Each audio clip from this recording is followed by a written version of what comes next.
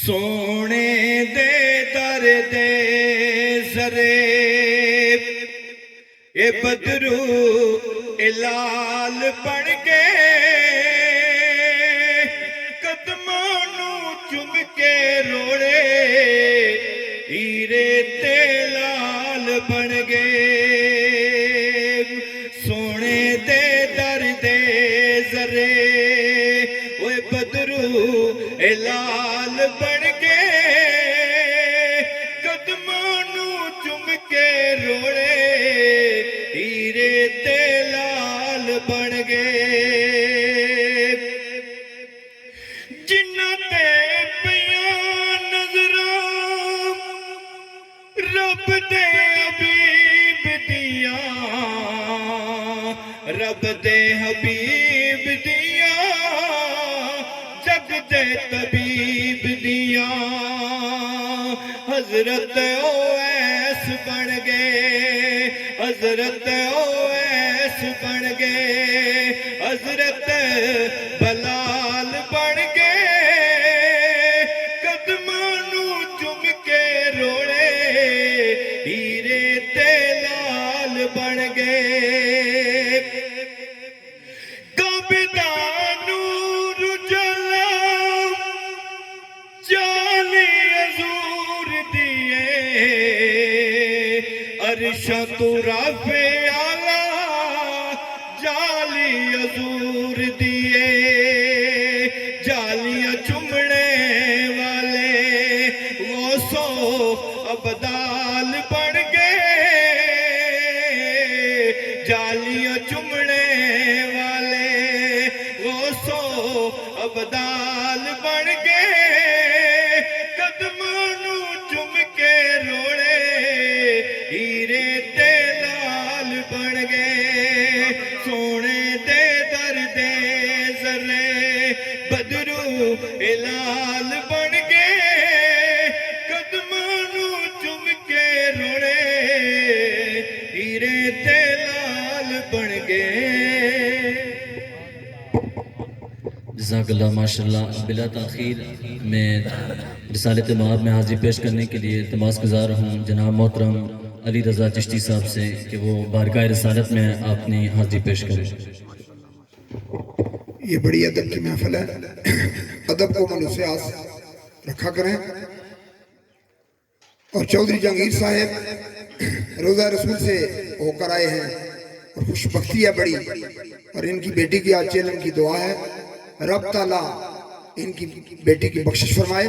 اور اس عظیم رات کے صدقے کروڑ ہارے متقبل فرمائے ادب سے درود پاک سب نے پڑھنا ہے صلی اللہ علیہ یا رسول اللہ وسلم علیہ یا حبیب اللہ سپڑ صلی اللہ علیہ یا رسول اللہ وسلم علیہ یا حبیب اللہ عشق سرکار کا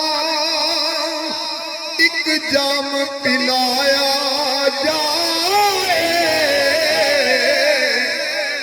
پھر مجھے عصر کے میدان میں لایا جائے میری بیماری دل کا ہے فقط ایک علاج مجھ کو دیدار مدینے کا کرایا جائے در رسول سے جو اٹے بیٹھے در اصل دین اسلام سے وہ کٹے بیٹھے پاک لعنت کا تاک گلے میں چیشتی ابلیس سر جھکائے ڈٹے بیٹھے رہی عمر بر جوانی سے جا وہ بسار روئے کبھی رہی کبھی اشک بن کے روا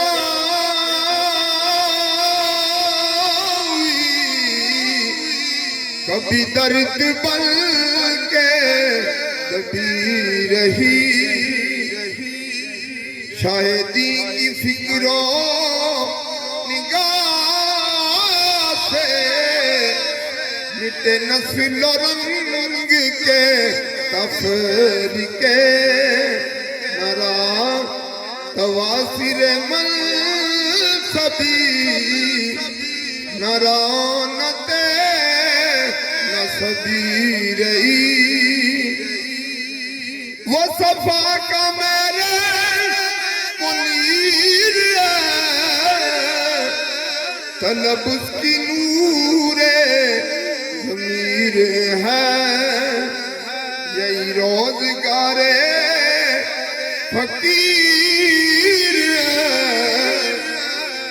یہی التجا سبھی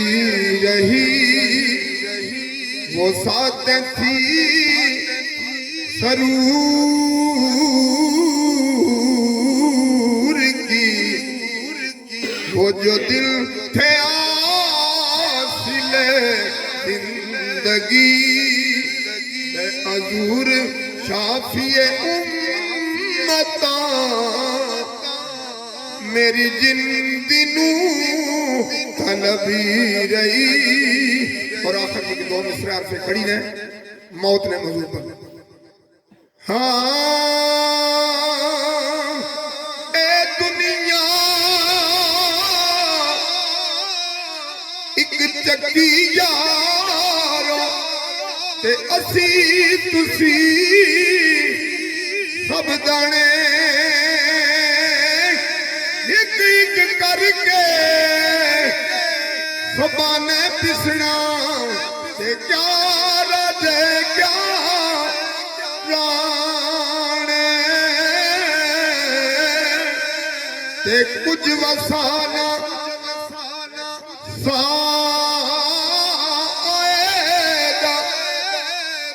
تے مان پھیر کی کرنا جس جسے چھنڈ چھنڈ رکھے اے خاک اندر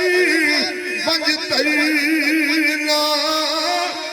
آخری مصرع بچیاں بارے اے تیاں رہی پردیس بابلا تے پتران لئی جاگیراں چپ رہنا مواں کچھ نہیں کہنا تے باتیاں دیاں تقدیراں ماشاءاللہ جزاک اللہ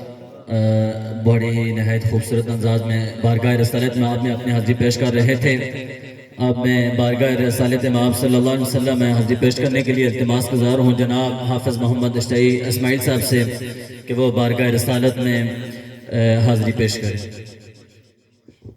اعوذ باللہ من الشیطان الرجیم بسم اللہ الرحمن الرحیم میرے نہایت واجب الاحترام سٹیج کی زینت سناہان مصطفیٰ الفاظ کرام میرے بزرگ اور بھائیو السلام علیکم ورحمۃ اللہ وبرکاتہ آج ہم سب یہاں چودھری جنگیر صاحب کی سبزادی کے سال ثواب کی محفل میں اکٹھے ہوئے ہیں دعا کرتا ہوں اللہ پاک ان کی کامل بخشش مغفرت فرمائے اور ان کو جنت الفردوس میں اعلیٰ رفع مقام عطا فرمائے آئیے تمام یہ احباب حضور کی برگاہ میں محبت رکھے دل کے ساتھ درود پاک پڑھیے کوئی بھی زبان خاموش نہ رہے پڑھیے صلی اللہ علیہ کایا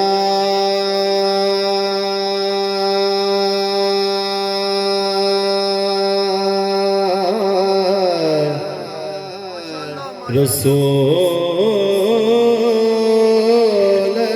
اللہ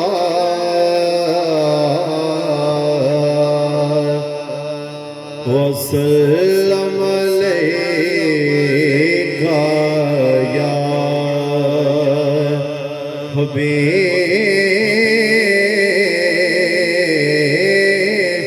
بڑا غلام حشر میں جب سید الورا کے چلے لبائے حمد کے سائے میں سر اٹھا کے چلے نصیر کے سوا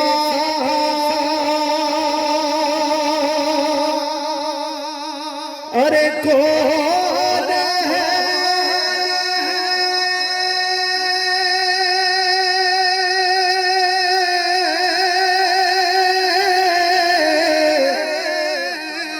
رسول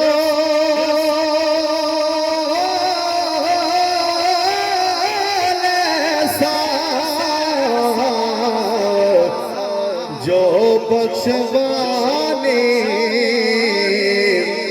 جو بخشوانے پہ آئے تو بخشوا کے چلے جو بخشوانے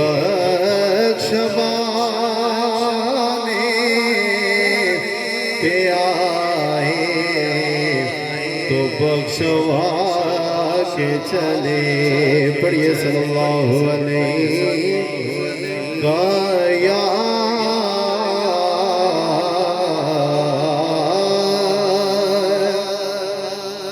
رسول اللہ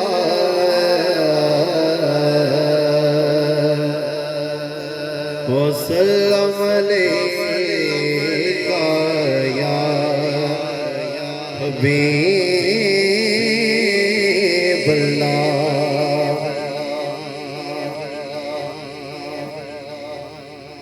غریبات یتیم دا سہارا یا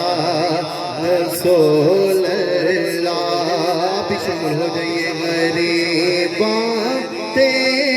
یتیم دا سہارا یا رسول اللہ غریبات یتیم دا سہارا یا رسول اللہ غریبات یتیم دا سہارا یا رسول اللہ قسم رب دی کہ میرا سب تو پیارا یا رسول اللہ قسم رب دی کہ میرا سب تو پیارا یا رسول اللہ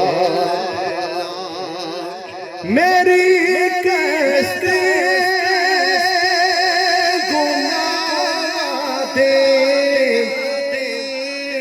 سمندر وچ نہ ڈوب جاوے میری کشتی گناہ دے سمندر وچ نہ ڈوب جاوے میرے حسنین دا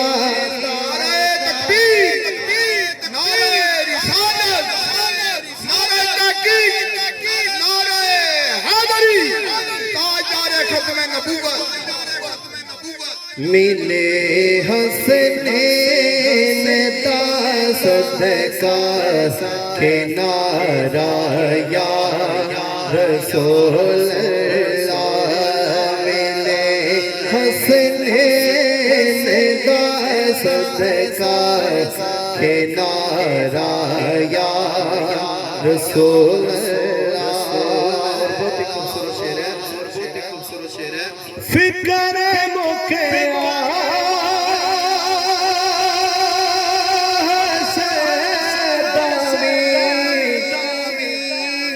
جدوں دا میں سنیا فکر مکیا حشر دا بھی جدوں دا میں سنیا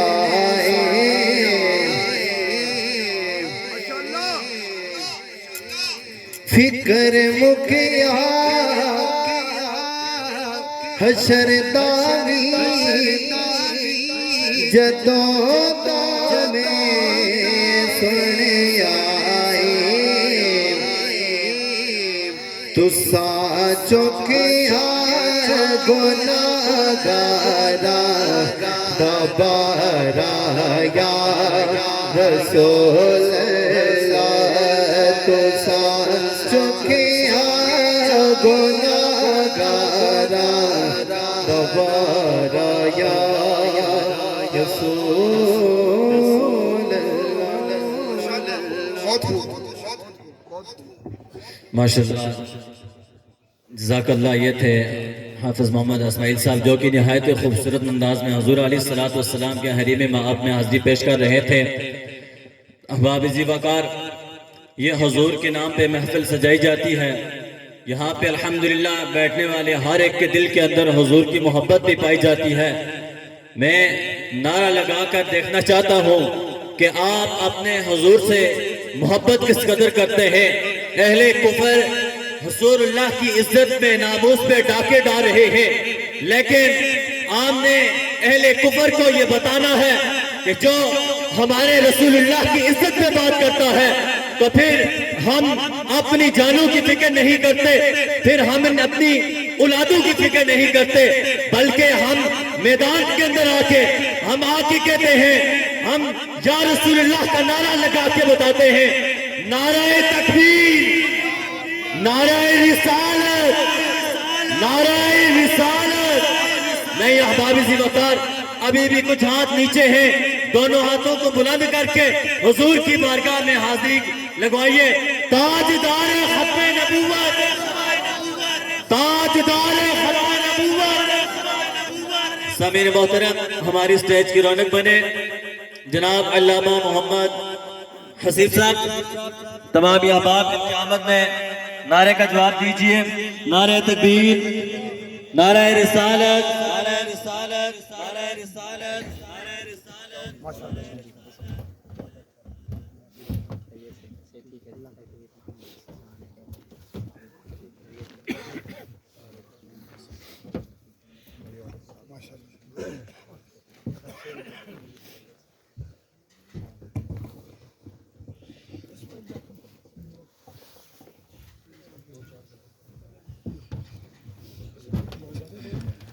اچھا الحمدللہ ہمارے خطیب صاحب سٹیج پہ تشریف فرما چکے ہیں. بس المختصر میں آپ کو بتا رہا تھا کہ اہل کفر حضور کی ناموس پہ ڈاکے ڈال رہے ہیں. آج دیکھیں جس کو اپنے والدین کا نام نہیں پتا وہ رسول اللہ کی عزت پہ بات کرتا ہے. آج اہل کفر مسلمانوں کی دل آزاری کر رہا ہے. جہاں پہ جس شخصیت کے لیے یہ کائنات بنی اللہ نے ہمیں اپنا محبوب عطا فرمایا، اور یہ جو کافر، یہ جو قادانیت آج میرے رسول اللہ کی دین پہ ڈاکے ڈال رہے ہیں. نہیں احباب ذی وقار، آج ہم نے انہیں بتانا ہے، آج ہم نے کفر کی آنکھوں میں آنکھیں ڈال کر بتانا ہے کہ آج اگر کوئی ہمارے رسول اللہ کی عزت پہ بات کرے گا احباب ذی وقار، پھر ہم اسے جواب بھی دیں گے، پھر ہم اپنی گردے رسول اللہ کی عزت کے لیے کٹوا بھی دیں گے. سامعین محترم، جب کسی اہل ظلم نے، اہل کفر نے جب رسول اللہ کی عزت پہ بات کی، پھر اللہ نے اپنی حبیب کے غلاموں میں سے کوئی عشق مصطفیٰ رکھنے والا، کوئی رسول اللہ کی محبت رکھنے والا ڈھونڈتا ہے اور گستاخ رسول کا سر تن سے جدا کر دیتا ہے. تاریخ اٹھا کے دیکھ لیں، جب کوئی گستاخ رسول اپنی آواز بلند کرتا ہے تو پھر رسول اللہ کا غلام ممتاز حسین قادری کی شکل میں اٹھتا ہے. جب اہل کفر رسول اللہ کی ناموس پہ ڈاکے ڈالتے ہیں، جب رسول اللہ کی ناموس کے قانون میں خلاف ورزیاں کرتے ہیں، جب رسول اللہ کی ناموس کے قانون کی حفاظت نہیں کرتے، تو پھر تاریخ نے دیکھا، پھر اس کے رسول کے لبریز سینے اٹھتے ہیں، تو پھر تاریخ نے دیکھا کہ خاتم حسین رضوی پہ. سامعین محترم، پھر تاریخ نے دیکھا کہ اس کے رسول رکھنے والے علماء خود تو بظاہر چل نہیں سکتے تھے، لیکن اس کے مصطفیٰ سینے کے اندر اس قدر موجود تھا کہ انہوں نے ہزاروں نہیں، لاکھوں نہیں، کروڑوں کو رسول اللہ کے عشق سکھا کے چلے. سامعین محترم، میں اپنی گفتگو کا اختتام کرتا ہوں. میں نہایتی عزت اور ادب سے جناب محترم علامہ حافظ محمد عبدالعزیز صاحب سے التماس کرتا ہوں کہ وہ اسٹیج پہ تشریف فرما ہے، وہ اپنے خوبصورت بیان میں ہمارے قلوب و اذہان کو منور فرمائے. لیکن آپ تمام احباب اپنی بیداری کا ثبوت دیجئے. نعرہ تکبیر، نعرہ رسالت، لبیک لبیک یا رسول اللہ. کوئی زبان خاموش نہ رہے. لبیک لبیک لبیک یا رسول اللہ.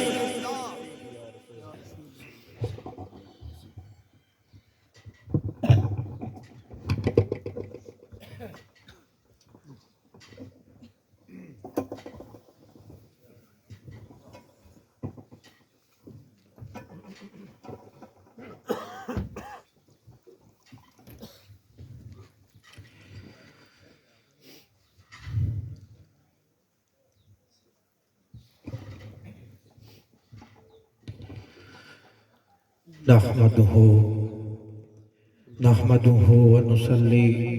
ونسلم على رسوله الكريم. أما بعد، أعوذ بالله من الشيطان الرجيم. بسم الله الرحمن الرحيم. ولا تشركوا بالله وبالوالدين إحسانا. صدق الله العظيم وصدق رسوله النبي الكريم الأمين. ونحن على ذلك لمن الشاهدين والشاكرين والحمد لله رب العالمين. إن الله وملائكته يصلون على النبي يا أيها الذين آمنوا صلوا عليه وسلموا تسلیما. محبت کے ساتھ، ذوق کے ساتھ، عقیدت کے ساتھ، بغیر کسی شرم و حجاب کے ایک دفعہ میرے ساتھ مل کر پڑھ لیجیے. الصلاۃ والسلام علیک یا سیدی یا رسول اللہ. الصلاۃ والسلام علیک یا سیدی یا حبیب اللہ. الصلاۃ والسلام علیک یا نور من نور اللہ وعلی آلک واصحابک یا شفیع اللہ. منگو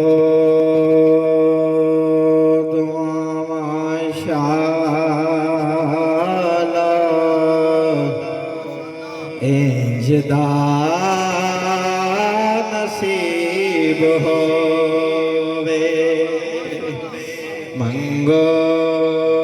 دعا شالا انجدا نصیب ہووے. جدوں موت سانو آوے، جدوں موت سانو آوے تے سوہنا قریب ہووے. دعا شالا انجدا نصیب ہووے. کی پوچھ دیو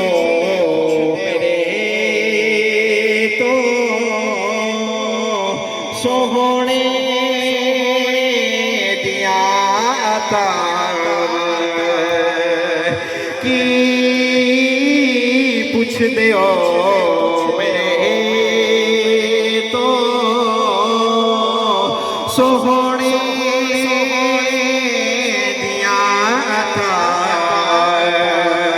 جنوں خیر پائے سوہنا पावे सोना कदिना गरीब होवे दुआ शाल इंजदा नसीब होवे और मुनके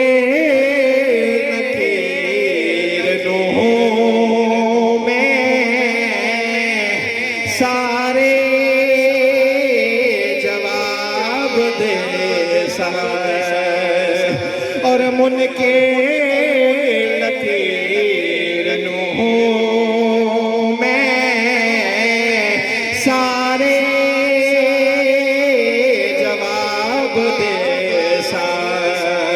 अखियां दे सामने जे अखियां दे सामने जे रब दा हबीब होवे दुआ शाला इंजदा नसीब होवे और जदों आके बेच कबर दी सोहना कदम टिकावे जदों आके बेच कबर दी सोहना कदम टिकावे कदमानो चुमला मैं कदमानो चुमला मैं ते मंज़र अजीब होवे दुआ शाला इंजदा नसीब क्या बात है माशाल्लाह माशाल्लाह अल्लाह तबारक व तआला जल्ला जलालुहु अम्मा नवालुहु व जल्ला ज़िक्रुहु आज़ा इस्मुहु की हम्द व सना और हुजूर सरवर कायनात ज़ीनत बज़्म कायनात दस्तगीरे जहाँ गम गुसारे जहाँ सैयदे सरवरा हामिए बेकसां कायदुल मुरसलीन खातमुन नबीयीन अहमद मुज्तबा जनाब मोहम्मद मुस्तफ़ा सल्लल्लाहु ताला अलैहि व आलिहि वसल्लम के दरबार गोहरबार में हदिया दुरूद शरीफ का नजराना पेश करने के बाद अल्लाह रब्बुल आलमीन के फ़ज़ल और तौफ़ीक से मैं और आप हम सब हुज़ूर अलैहिस्सलातु वस्सलाम के ज़िक्र की इस खूबसूरत महफ़िल के अंदर तशरीफ़ फरमा है। खुशनसीब होते हैं वो लोग कि जिनको अल्लाह रब्बुल आलमीन ऐसे पसमानदान अता फरमाता है कि जो उनके इस दुनिया से चले जाने के बाद भी उनकी बख्शिश और दर्जात की बुलंदी के लिए ऐसी पाकीज़ा मजालिस का इनेकाद करते रहते हैं। आज की भी ये इसाले सवाब की महफ़िल जनाब इज़्ज़त मोहतरम व मुकर्रम जनाब मोहम्मद जहांगीर साहब की लख्त जिगर आपके इसाले सवाब के सिलसिले में मुनक्कद की गई। जी उनकी साहिबजादी आपके इसाले सवाब के सिलसिले में मुनक्कद की गई, जिसके सिलसिले में मैं और आप हम सब तशरीफ़ फरमा है। अल्लाह रब्बुल आलमीन की बारगाह में दुआ है कि अल्लाह रब्बुल आलमीन उनको इस महफ़िल पाक का पूरा पूरा अजर अता फ़रमाए। अल्लाह रब्बुल आलमीन उनके दर्जात में मज़ीद बुलंदियाँ अता फ़रमाए और अल्लाह रब्बुल आलमीन हम सब का आना मिल बैठना अपनी बारगाह में कबूल और मंजूर फ़रमाए। वक्त के दामन के अंदर रहते हुए चंद मारूज़ात अब आपके समात के नज़र करनी है। जैसा कि मुझे बताया गया है कि 3:30 बजे फिक्स दुआ करनी है, तो 3:30 बजे से 5 मिनट पहले इंशाअल्लाह अपनी बात को मुकम्मल कर दूंगा। जैसा कि इसाले सवाब کے سلسلے میں آج کی یہ محفل پاک منعقد کی گئی، اسی موضوع کے حوالے سے آپ لوگ یہاں پر تشریف فرما ہوئے اور اسی موضوع پر میں نے چند منٹ آپ سے گفتگو کرنی ہے۔ اللہ رب العالمین کی بارگاہ میں دعا ہے کہ اللہ رب العالمین ہم سب کو حق اور سچ بیان کرنے کی توفیق عطا فرمائے اور ہمیں سن کر پھر اس پر اپنے عقیدے کی اصلاح کرنے کی بھی توفیق عطا فرمائے۔ حضرات محترم، اللہ رب العالمین نے قرآن مجید میں 3 جماعتوں کا ذکر بیان کیا ہے۔ ایک مہاجرین ہیں، یہ وہ لوگ ہیں جو اپنے گھروں سے نکالے گئے، اپنے گھروں سے دستبردار ہوئے اس جرم کی پاداش میں کہ یہ اللہ رب العالمین کے دین کی رضا چاہتے تھے، اللہ رب العالمین کے دین کی مدد کیا کرتے تھے اور یہ سچے تھے۔ دوسری جماعت جو انصار کی جماعت ہے، یہ وہ لوگ ہیں کہ جنہوں نے مہاجرین کو اپنے گھروں میں جگہ دی۔ جب بھی مہاجرین ہجرت کر کے ان کے پاس آئے تو انہوں نے کبھی بھی اپنے دلوں کو تنگ نہیں کیا کہ اتنے زیادہ لوگ آ رہے ہیں، ہم ان کے اخراجات کیسے برداشت کریں گے، بلکہ یحبون من ہاجر علیہم، جو بھی ہجرت کر کے ان کی طرف آتا وہ خندہ پیشانی سے اس کا استقبال کیا کرتے تھے اور محبوب بن کے غلاموں کی طرح ان کی نوکری پیش کیا کرتے تھے۔ تیسری جماعت جو مومنین کی جماعت ہے، اس کی نشانی اللہ رب العالمین نے یہ بیان فرمائی کہ یہ وہ لوگ ہیں جو مہاجرین اور انصار کے بعد آنے والے ہیں، اور یہ وہ لوگ ہیں جو ہر وقت یہی دعا کرتے رہتے ہیں، ربنا اغفر لنا ولاخواننا الذین سبقونا بالایمان، اے اللہ ہمیں بخش دے اور ہم سے پہلے گزرے ہوئے ہمارے مسلمان بھائیوں کو بخش دے۔ یہ جو تیسری علامت جو ہے، یہ مومنین کی نشانی اللہ رب العالمین نے بیان فرمائی ہے کہ یہ مہاجرین اور انصار کے بعد آنے والے لوگ ہیں، اور یہ وہ لوگ ہیں جو اپنے سے پہلے گزرے ہوئے مسلمان بھائیوں کے لیے بخشش کی دعا کرتے ہیں۔ میرے دوستو، اب ہم نہ مہاجر ہیں نہ ہم انصار ہیں۔ تیسری جماعت جو مومنین کی اللہ رب العالمین نے بیان فرمائی ہے، اس کی نشانی اللہ نے یہ بیان فرمائی ہے کہ یہ وہ لوگ ہیں جو مہاجرین اور انصار کے بعد آنے والے لوگ ہیں، اور یہ وہ لوگ ہیں جو ہر وقت اپنے سے پہلے گزرے ہوئے مسلمان بھائیوں کے لیے بخشش کی دعا کرتے ہیں۔ میرے دوستو، اگر تو یہ علامت اب ہمارے اندر موجود ہے تو پھر ہم خود کو مومن کہلوانے کا دعویٰ کر سکتے ہیں۔ اگر یہ علامت ہمارے اندر موجود نہیں تو پھر ہمیں مومن کہلوانے کا دعویٰ زیب نہیں دیتا۔ اسے پتہ چلا کہ الحمدللہ کہ اہل سنت والجماعت کا جو عقیدہ ہے وہ بالکل حق اور سچ ہے کہ زندہ لوگ فوت شدگان کے لیے دعا کرے، فوت شدگان کے لیے اصال ثواب کرے۔ تو جب ہم ان کے لیے اصال ثواب کرتے ہیں تو نہ صرف ان کو فائدہ پہنچتا ہے بلکہ جو ان کے لیے اصال ثواب کرتا ہے اللہ اس کو بھی فائدہ عطا فرما دیتا ہے۔ حضور علیہ السلام کا فرمان مبارک ہے، الدعاء ينفع مما نزل مما لم ينزل۔ حضور علیہ السلام نے ارشاد فرمایا کہ دعا جو ہے، جو مصیبت آئی ہوئی ہے اس میں بھی فائدہ دیتی ہے، اور جو مصیبت آنے والی ہے اس میں بھی فائدہ دیتی ہے۔ یعنی آئی ہوئی مصیبت کو دعا ٹال دیتی ہے اور آنے والی مصیبت کو دعا روک دیتی ہے۔ اسی طریقے سے حضور علیہ السلام کا ایک اور فرمان مبارک ہے کہ جو شخص مسلمان یہ استطاعت رکھتا ہے کسی دوسرے مسلمان بھائی کو نفع پہنچانے کی تو اس کو لازمی چاہیے کہ وہ اپنے دوسرے مسلمان بھائی کو نفع پہنچائے۔ میرے دوستو، اگر ان دونوں احادیث کو میں کمبائن کر کے بیان کروں تو اس کا کچھ معنی یوں نکلتا ہے کہ نفع پہنچانا چاہیے اور دعا نفع پہنچانتی ہے۔ اس کا مطلب یہ ہوا کہ زندہ لوگ فوت شدگان کے لیے اصال ثواب کرے، ان کو دعا کرے، ان کے دنیا سے چلے جانے کے بعد ان کو درود و سلام کے تحفے بھیجے۔ جب ہم یہ دعا کا اہتمام کرتے ہیں تو ان کو اس دنیا میں بھی فائدہ، جو بندہ دعا کرتا ہے اس کو دنیا میں بھی فائدہ پہنچتا ہے، اور جو اس کے لیے دعا کی جاتی ہے اللہ اس کو بھی فائدہ عطا فرما دیتا ہے۔ حضور علیہ السلام جب مائز ابن مالک رضی اللہ تعالیٰ عنہ آپ کو جب سنسار کیا گیا تو اس کے دوسرے یا تیسرے روز حضور علیہ السلام تشریف فرما ہوئے، صحابہ تشریف فرما تھے۔ حضور علیہ السلام نے ارشاد فرمایا استغفروا لمائز، ارے مائز کے لیے دعا کرو۔ ارے حضور علیہ السلام کو کیا ضرورت تھی کہ وہ صحابہ کو کہتے کہ مائز کے لیے دعا کرو، بلکہ حضور علیہ السلام تو وہ ہستی ہیں کہ ہماری خود دعائیں آپ کے وسیلہ جلیلہ سے قبول ہوتی ہیں۔ حضور کو کیا ضرورت تھی کہ وہ صحابہ کو کہہ رہے تھے کہ مائز کے لیے دعا کرو. ارے حضور علیہ الصلوۃ والسلام یہ بتانا چاہ رہے تھے، امت کے لیے یہ پیغام دینا چاہ رہے تھے کہ اجتماعی طور پر مل کر جو دعا کی جاتی ہے وہ عام دعا کی نسبت قبولیت میں زیادہ درجہ رکھتی ہے. اسی طرح کہ تم اجتماعی طور پر مل جل کر دعا کیا کرو، تاکہ تم اجتماعی طور پر جب مل کر دعا کرتے ہو تو اللہ رب العالمین کے ہاں قبولیت کا زیادہ درجہ رکھتی ہے. حضور علیہ الصلوۃ والسلام نے ارشاد فرمایا کہ تم وہ بہترین امت ہو کہ تم میں سے اگر کوئی 100 آدمی اکٹھے ہو کر کسی کی بخشش کے لیے دعا کر دے تو اللہ اس دعا کو اس بندے کے حق میں قبول فرما کے اللہ اس انسان کی بخشش فرما دیتا ہے. پھر حضور علیہ الصلوۃ والسلام نے اس کرم کو اور عام فرمایا،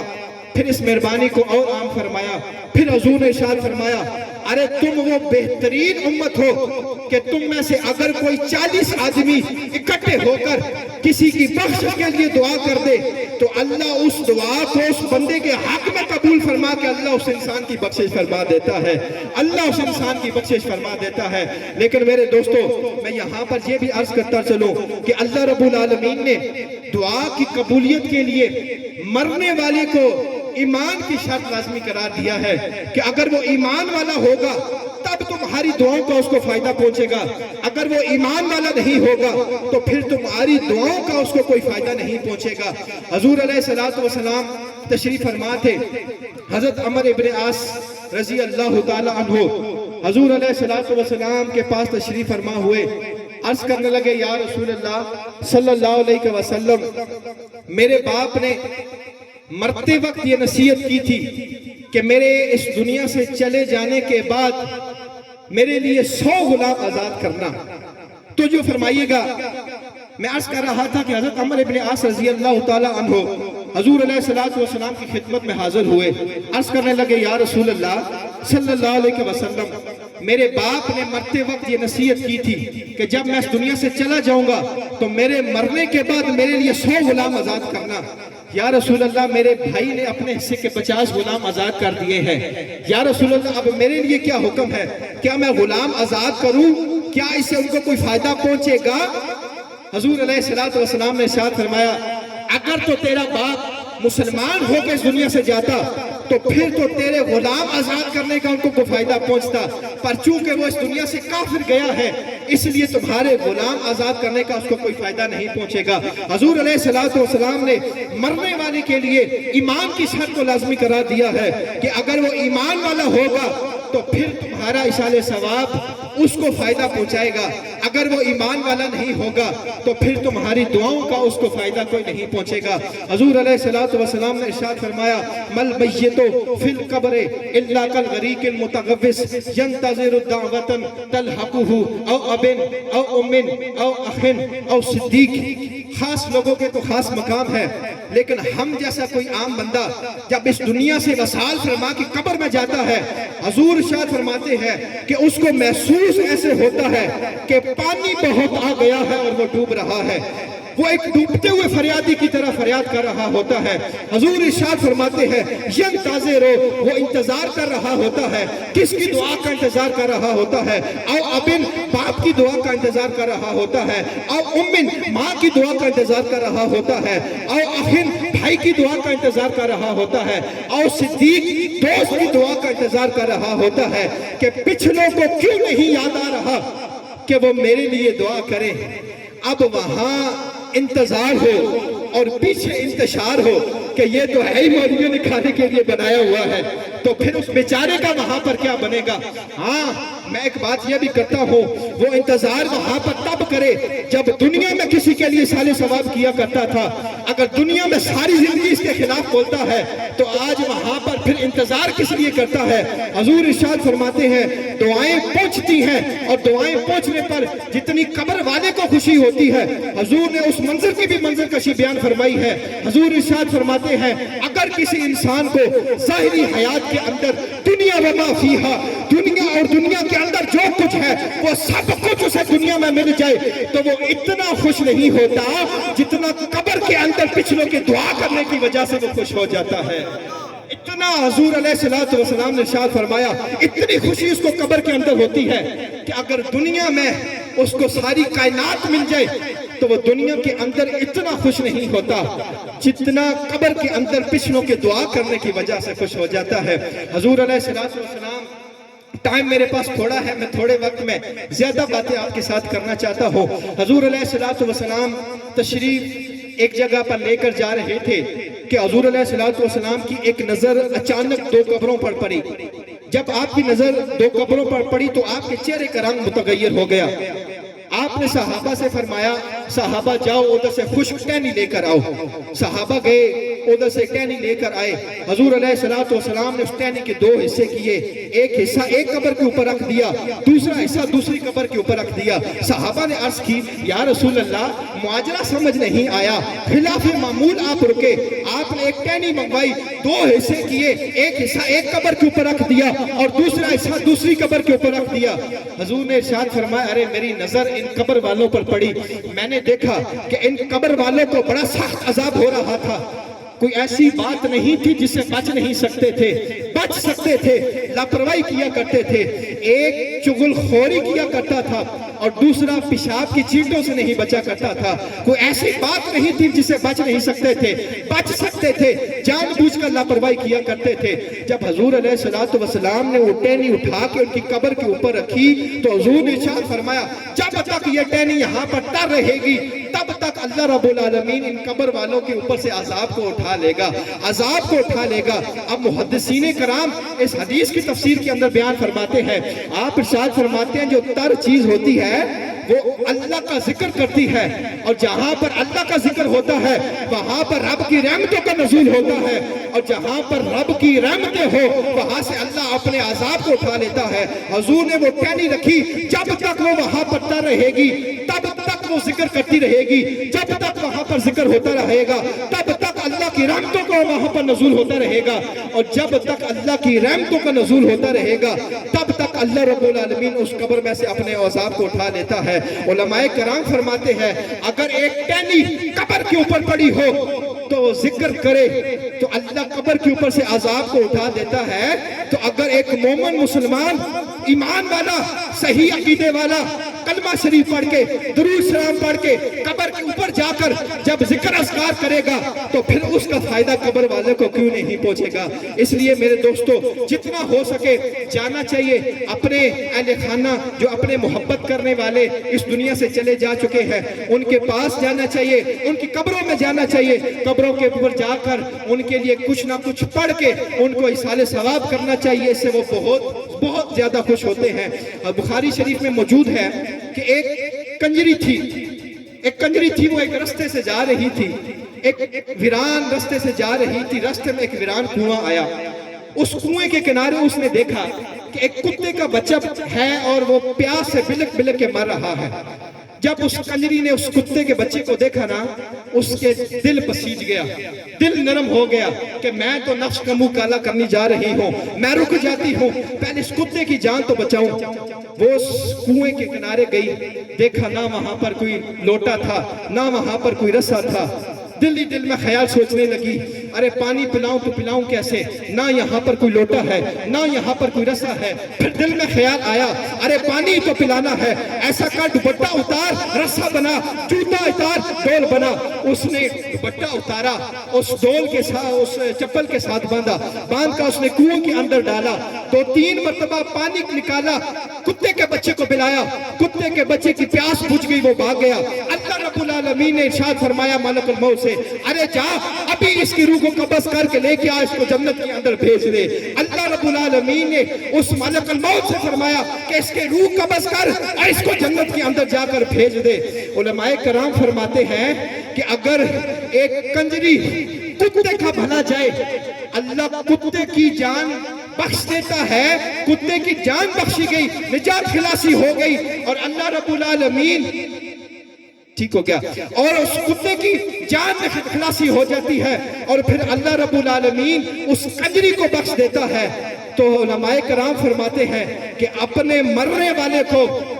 کتے سے بدتر نہیں سمجھنا چاہیے اور اپنے آپ کو کنجری سے بدتر نہیں سمجھنا چاہیے۔ اگر ایک کنجری کتے کا بھلا چاہے، کتے کی جان بخش جائے، اللہ کنجری کو جنت کے اندر داخل فرما دیتا ہے، تو اپنے مرنے والے کو کتے سے بدتر نہیں سمجھنا چاہیے. اسی لیے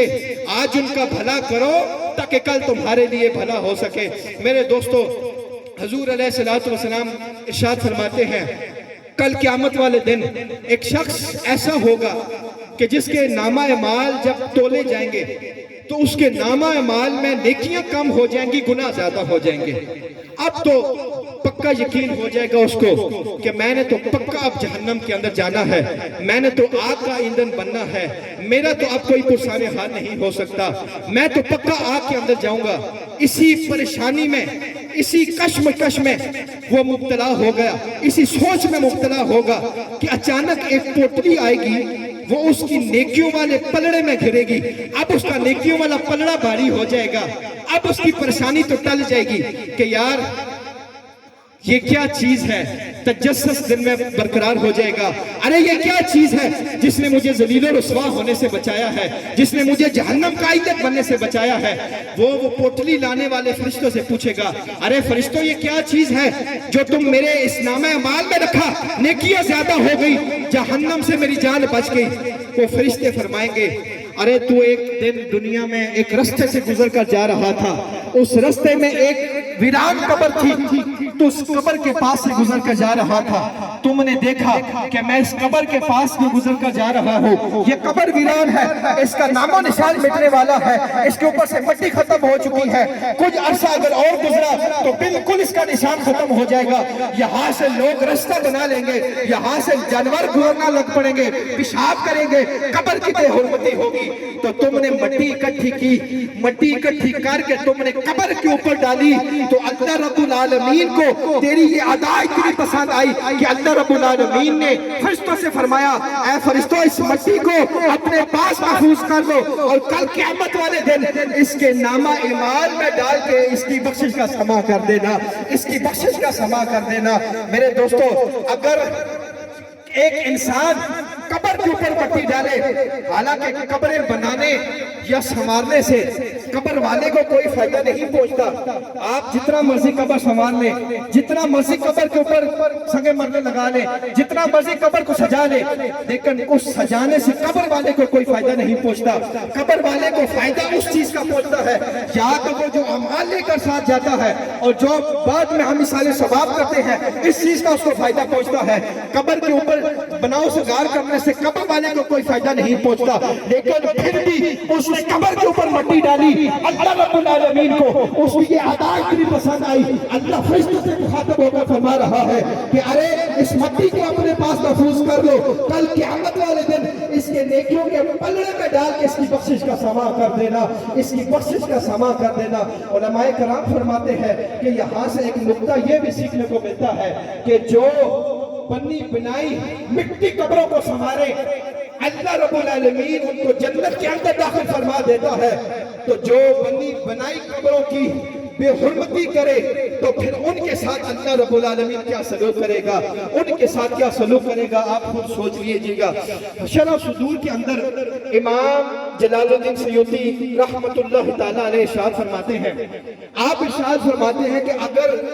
ایک مرتبہ صبح کے وقت سورہ یاسین شریف پڑھ کر اپنے کسی مرنے والے کے روح کا اصحال ثواب کر دیا جائے تو شام تک اللہ رب العالمین اس قبر کے اوپر سے عذاب کو اٹھا لیتا ہے. محبت کے ساتھ کہہ دو سبحان اللہ. صبح کے وقت ایک مرتبہ سورہ یاسین شریف پڑھ کر کسی قبر والے کے روح کو اصحال ثواب کر دیا جائے تو شام تک اللہ رب العالمین اس قبر کے اوپر سے عذاب کو اٹھا لیتا ہے. اور اگر کوئی شام کے وقت ایک مرتبہ سورہ یاسین شریف پڑھ کر کسی قبر والے کے روح کو اصحال ثواب کر دے تو صبح تک اللہ رب العالمین اس قبر والے کے اوپر سے عذاب کو اٹھا لیتا ہے. اور اگر کوئی سارے قبرستان والے کو اصحال ثواب کر دے تو جتنی قبروں کو وہ اصحال ثواب کرے گا اتنی مرتبہ سورہ یاسین شریف پڑھنے کا اللہ ثواب اس کے نامہ اعمال میں بھی لکھ دے گا جو اس کے لیے اصحال ثواب کرتا ہے. میرے دوستو، اب ہمارے تو 5-7 منٹ لگتے ہیں لیکن اگلوں کے 24 گھنٹے سکون کے ساتھ گزر جاتے ہیں. مثال کے طور پر اگر کوئی انسان ایک مرتبہ سورہ یاسین شریف پڑھ کر کسی قبرستان میں 1000 قبروں کو اصحال ثواب کرتا ہے اور ایک مرتبہ صبح اور ایک مرتبہ شام کو، تو اس کو روزانہ 2000 مرتبہ سورہ यासीन शरीफ पढ़ने का सवाब मिल जाता है, उसके तो 5-7 मिनट ही लगते हैं, लेकिन अगलों के 24 घंटे सुकून के साथ गुजर जाते हैं। इसलिए मेरे दोस्तों, जितना हो सके, जितना ज्यादा से ज्यादा हो सके, जितने अहबाब, जितने हमारे ताल्लुक वाले, जितने हमारे अहले खाना में से, जितने हमारी मोहब्बत वाले इस दुनिया से जा चुके हैं, तो जितना ज्यादा हो सके उनके लिए इसाले सवाब किया करो। सूरह यासीन शरीफ पढ़कर उनको इसाले सवाब कर दिया करो। ये तो बहुत आसान चीज है। आजकल तो हर किसी के पास ये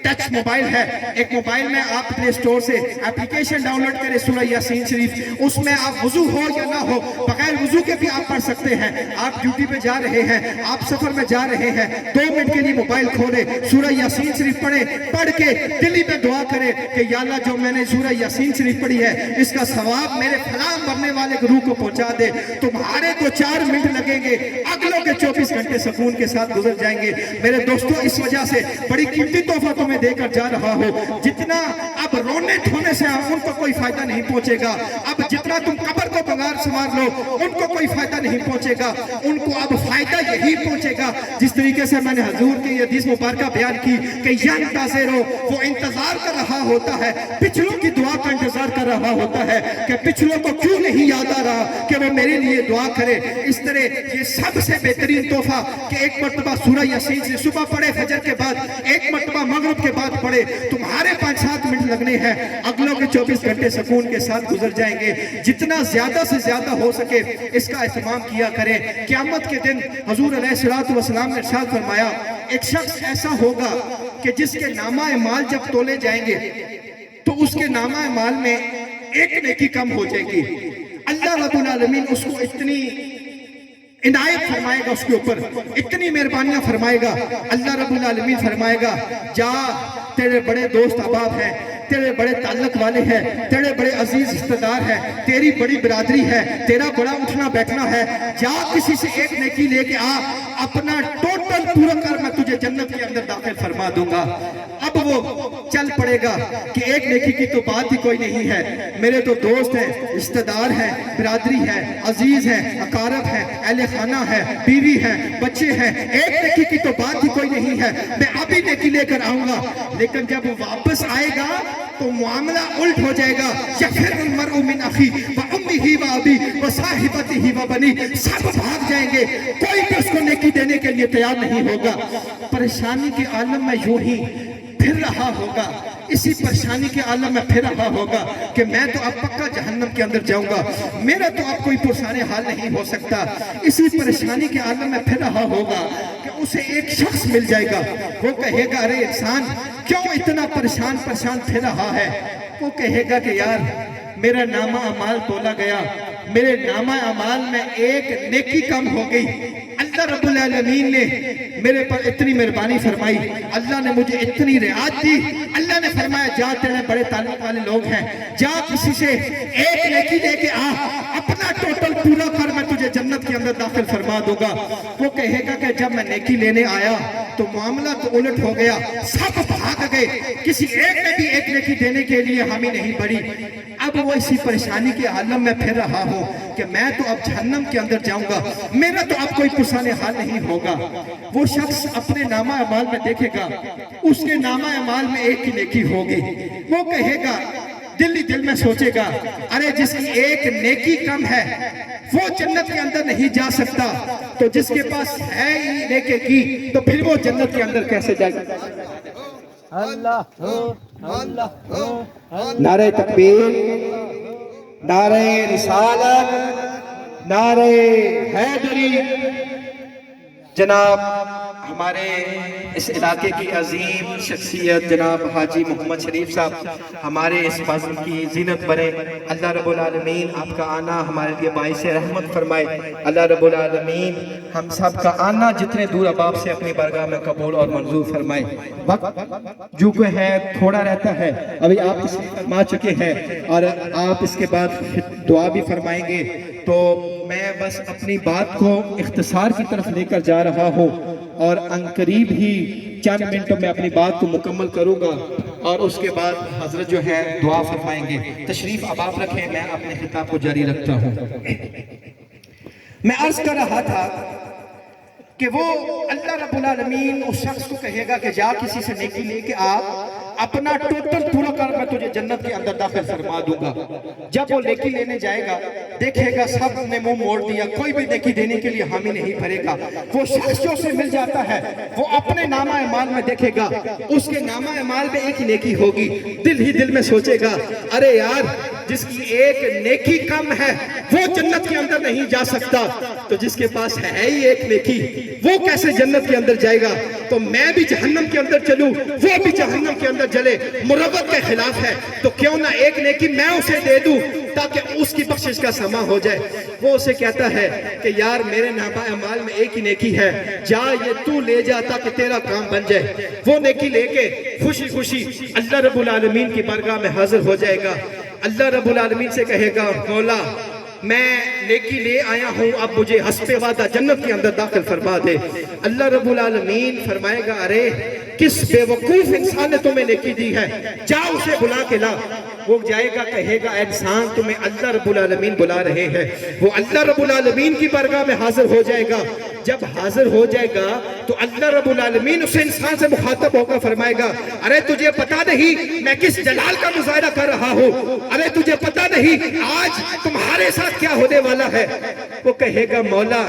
پتہ ہے، لیکن دل میں نے یہ سوچا کہ جس کے پاس ایک نیکی کم تھی وہ جنت کے اندر نہیں جا سکتا، تو جس کے پاس ہے ہی ایک نیکی وہ جنت کے اندر کیسے جائے گا؟ میں نے سوچا میں بھی جہنم کے اندر چلوں، میرا بھائی بھی جہنم کے اندر چلے، مروت کے خلاف ہے، اس لیے ایک میں نے نیکی اس کو دی تاکہ اس کی بخشش کا سما ہو جائے۔ جب اللہ رب العالمین یہ سنیں گے تو اللہ رب العالمین ارشاد فرمائیں گے ارے تو محتاج ہو کر اتنی سخاوت کر سکتا ہے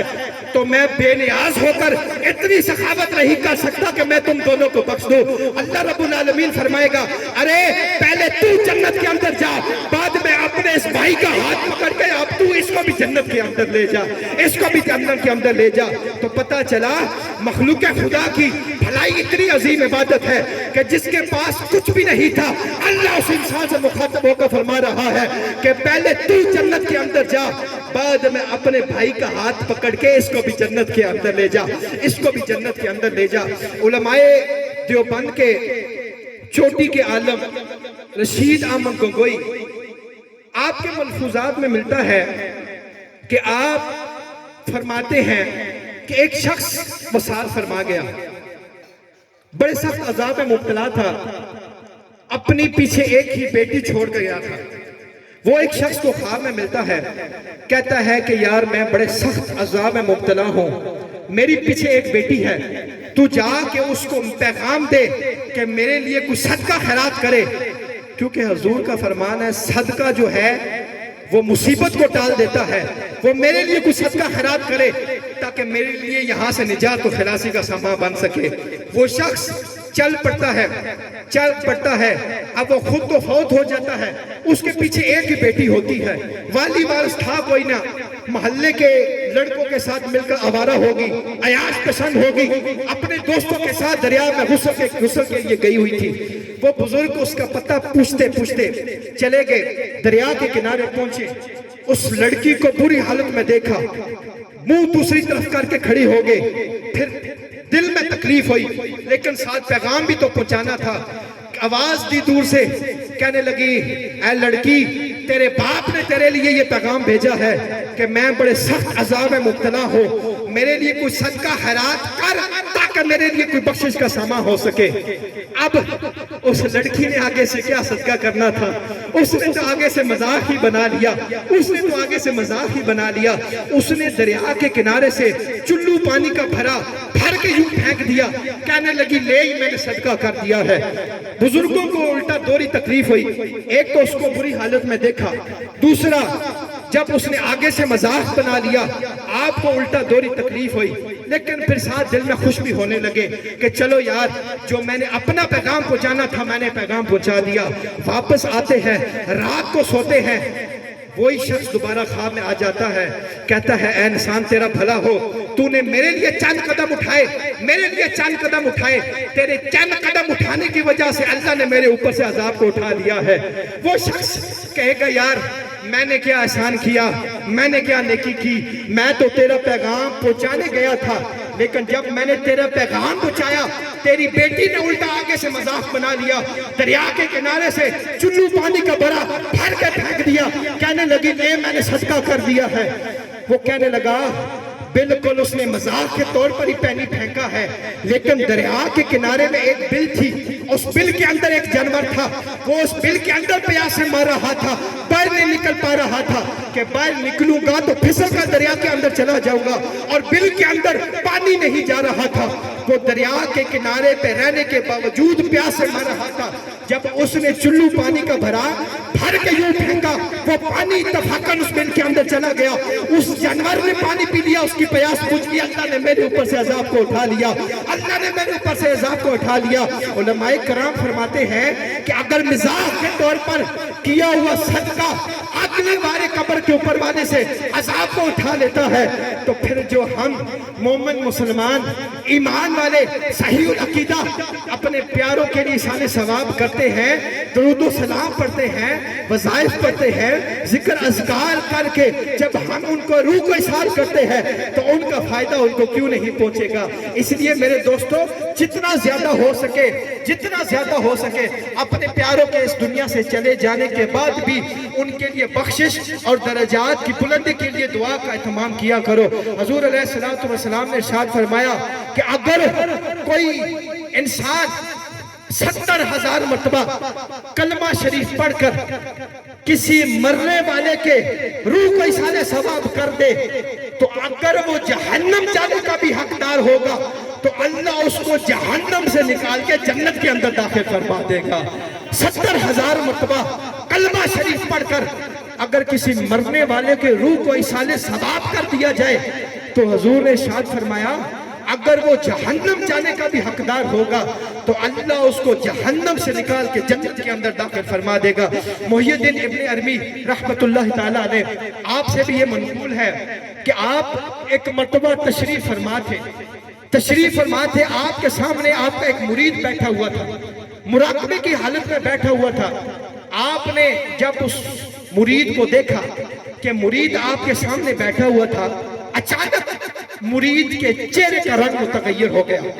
آپ دل ہی دل میں سوچنے لگے ارے میرا مرید میرے سامنے بیٹھا ہوا تھا، ابھی تو یہ صحیح خوش مزاج بیٹھا ہوا تھا اور ابھی اس کے چہرے کا رنگ متغیر ہو گیا ہے، کیا ہوا ہے؟ آپ نے مراقبہ کر کے اس کی قلبی کیفیت کو جاننا چاہیے۔ جب آپ نے مراقبہ کیا تو آپ نے دیکھا کہ اس نے مراقبے کی حالت میں ابھی اپنی ماں کو جہنم کی آگ میں جلتے دیکھا ہے، اس لیے اس کے چہرے کا رنگ متغیر ہو گیا۔ آپ کے پاس 70,000 مرتبہ کلمہ شریف پڑھا ہوا موجود تھا، آپ نے وہاں ہی بیٹھے بیٹھے اس کی ماں کے روح کو ہدیہ کر دیا۔ ادھر ہدیہ کرنے کی دیر سی، ادھر مرید کے چہرے کا رنگ پھر مسکراہٹ میں تبدیل ہو گیا، مرید ہنسنے لگ پڑا، کھلکھلانے لگ پڑا۔ آپ نے پھر دیکھا ارے میرا جو مرید میرے پاس بیٹھا تھا ابھی تو یہ پریشانی کی حالت میں تھا اور ابھی اس کے چہرے کا رنگ پھر بدل گیا ہے، پھر مسکراہٹ میں تبدیل ہو گیا ہے۔ آپ نے پھر مراقبہ کر کے اس کی قلبی کیفیت کو جاننا چاہیے، تو آپ نے جب مراقبہ کیا تو آپ کو پتا چلا کہ فرشتے اس کی ماں کو جہنم سے نکال کے جنت کے اندر لے کر جا رہے ہیں۔ تو میرے دوستو 70,000 مرتبہ اگر کوئی کلمہ شریف پڑھ کر کسی اپنے پیارے مرنے والے کے روح کو احسان ثواب کر دے تو وہ چاہے جہنم جانے کا بھی حقدار ہو تو اللہ اس کو جہنم سے نکال کے جنت کے اندر داخل فرما دیتا ہے۔ میرے دوستو یہ جو احسان ثواب ہے اس کا ثواب ان قبر والے کو پہنچتا ہے۔ جب ہم کرتے ہیں دعا ان کے لیے تو وہ اتنے خوش ہوتے ہیں کہ جس طرح ایک بندہ کوئی جیل میں پڑا ہو، کوئی اس سے پیچھے ملاقات کے لیے نہ آ رہا ہو، اس کی کیفیت دیکھے، اور ایک وہ بندہ جس کی روزانہ کی طرف سے گھر سے ملاقاتیں بھی آ رہی ہے، گھر سے اس کے لیے تحفے تحائف بھی آ رہے ہیں، تو اس کی خوشی کا عالم کیا ہوگا اس انسان کی نسبت جو انسان قبر کے اندر پڑا ہے اس کے اوپر سے کوئی اصال ثواب نہیں آ رہا تو اس کی قبر میں اندھیرا ہوگا، اور جن کی طرف سے وہ اصال ثواب کیا جاتا ہے وہ اصال ثواب ان کو نور بن کر ملتا ہے۔ جبرائیل امین نورانی ٹرے میں سجا کے اس قبر والے کے سرحدے کھڑے ہو کر کہتے ہیں اے قبر والے اٹھ، ہاذہ ہدیۃ، یہ ہدیہ ہے تیرے گھر والوں نے تیرے لیے بھیجا ہے۔ تو پھر وہ اتنا خوش ہوتا ہے، اتنا خوش ہوتا ہے، جس طرح میں نے پہلے حضور بتایا کہ حضور نے ارشاد فرمایا اگر کوئی دنیا کے اندر ساری کائنات دنیا وما فیہا سب کچھ اسے مل جائے تو دنیا کے اندر اتنا خوش نہیں ہوتا جتنا قبر کے اندر پچھلوں کے اصال ثواب کرنے کی وجہ سے خوش ہو جاتا ہے۔ حضور علیہ السلام کا فرمان مبارک ہے با من عبد ماتا ان قطع عن عملہ، حضور علیہ السلام نے ارشاد فرمایا کہ جب کوئی بندہ اس دنیا سے وصال فرما جاتا ہے تو اس کے اعمال کا سلسلہ منقطع ہو جاتا ہے، ادھر روح جسم سے پرواز کرتی ہے ادھر اس کے اعمال کا سلسلہ منقطع ہو جاتا ہے، وہ نمازیں نہیں پڑھ سکتا، وہ روزے نہیں رکھ سکتا، وہ دیگر وظائف نہیں کر سکتا، وہ عبادات نہیں کر سکتا، لیکن حضور نے ارشاد فرمایا الا من ثلاث، تین چیزیں ایسی ہیں کہ جن کا بعد از وصال بھی اس کو قبر کے اندر فائدہ پہنچتا ہے، بعد از وصال بھی ان کو قبر کے اندر فائدہ پہنچتا ہے۔ وہ بعد از وصال تین چیزیں حضور نے کون سی ارشاد فرمائی ہے؟ حضور نے ارشاد فرمایا پہلی چیز صدقہ تو جاریہ، تو وہ انسان صدقہ جاریہ کر جاتا ہے، کوئی دنیا میں صدقہ جاریہ کر جاتا ہے، کوئی مسجد بنوا جاتا ہے، کوئی کنواں کھدوا جاتا ہے، کوئی ایسا رفائی کام کر جاتا ہے جس رفائی کام سے لوگ مستفید ہوتے ہیں، تو جب وہ اس دنیا سے چلا جاتا ہے وہ تو اس کے اعمال کا سلسلہ تو منقطع ہو جاتا ہے، لیکن ان چیزوں کا بعد از وصال بھی اس کو قبر کے اندر فائدہ پہنچتا ہے۔ دوسری چیز حضور علیہ السلام نے ارشاد فرمائی علم ينتفع، ایسا علم جو نفع دینے والا ہوتا ہے۔ اب نفع دینے والے علم سے مراد یا علم قرآن ہے یا علم حدیث ہے۔ مثلا قاری صاحب تشریف فرما ہے، آپ پڑھاتے ہیں، آپ کے آگے شاگرد ہوتے ہیں، پھر ایک وقت آتا ہے وہ شاگرد پھر استاد کے مسئلے پہ فائز ہو جاتے ہیں، پھر ان کے آگے شاگرد آ جاتے ہیں، پھر وہ شاگرد آگے استاد بن جاتے ہیں، پھر ان کے آگے شاگرد آ جاتے ہیں، تو یہ نہ ختم ہونے والا سلسلہ قیامت تک چلتا رہتا ہے۔ تو جب تک یہ سلسلہ چلتا رہتا ہے وہ بندہ تو دنیا سے چلا جاتا ہے لیکن اس کو اس چیز کا ثواب قیامت تک قبر کے اندر اللہ رب العالمین پہنچاتا رہتا ہے۔ تیسری چیز جو حضور علیہ السلام نے ارشاد فرمائی اولاد صالح یدعو لہ، نیک اولاد جو اپنے والدین کے لیے اصال ثواب کرتی ہے۔ جب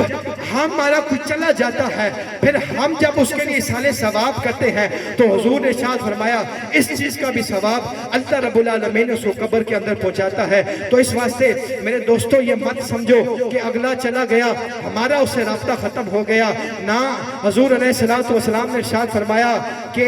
جب آپ کے والدین اس دنیا سے وصال فرما جاتے ہیں تو یہ مت سمجھو کہ آپ کا رابطہ ان سے ختم ہو گیا، آپ کے حقوق بعد از وصال بھی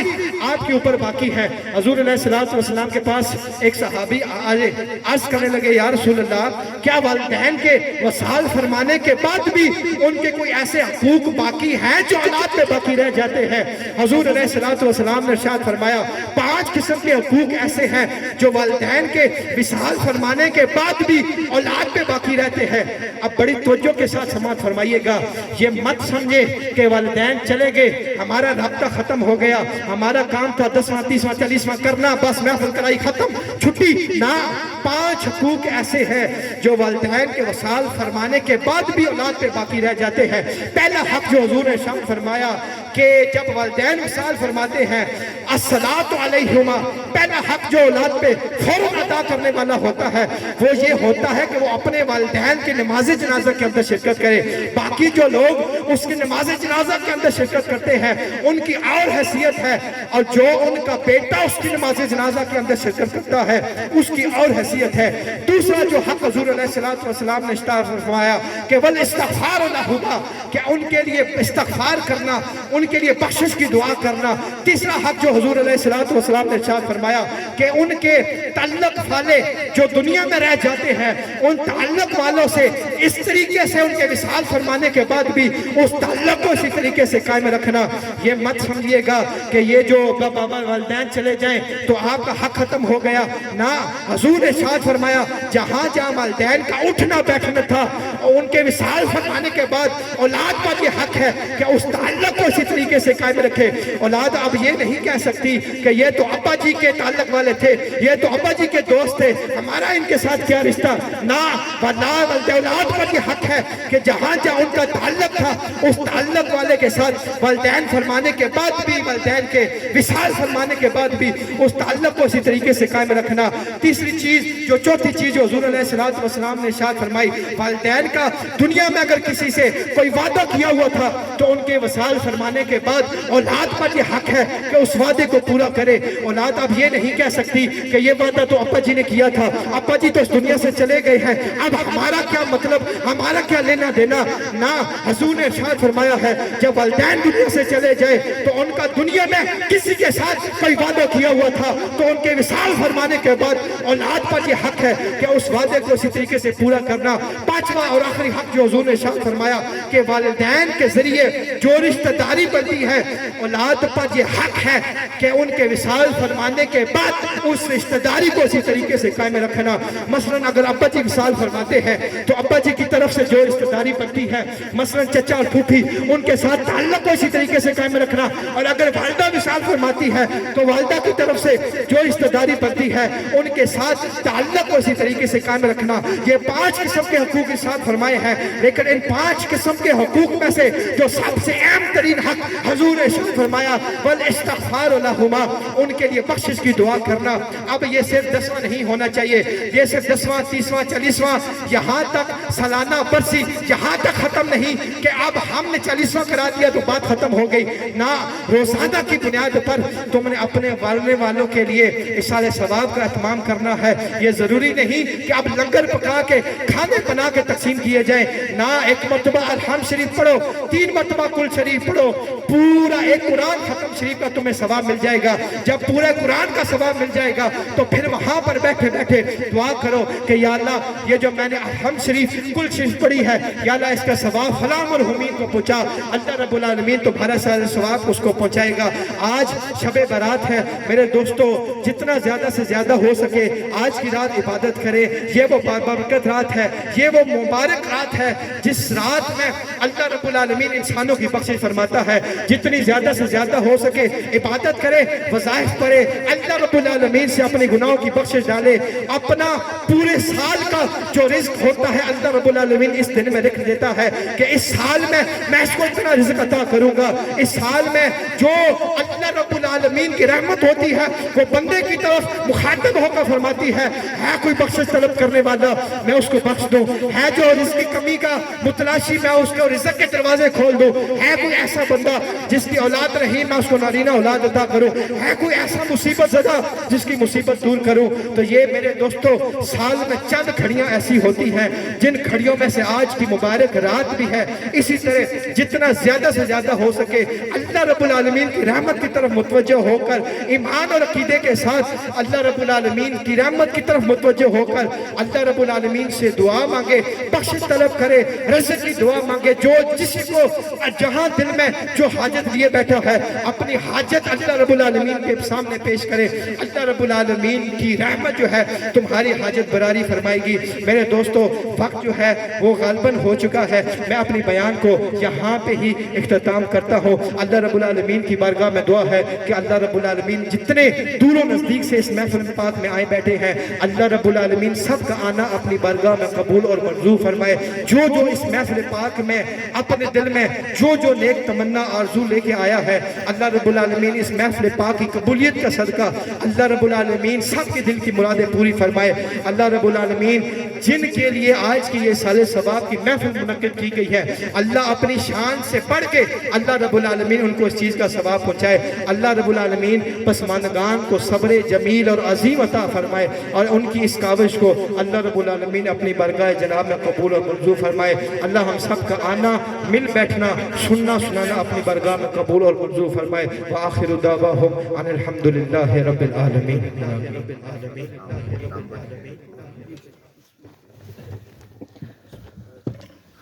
مصطفیٰ جان رحمت تیرا کو سلام، شمع بز میں ہدایت تیرا کو سلام، شب اسرا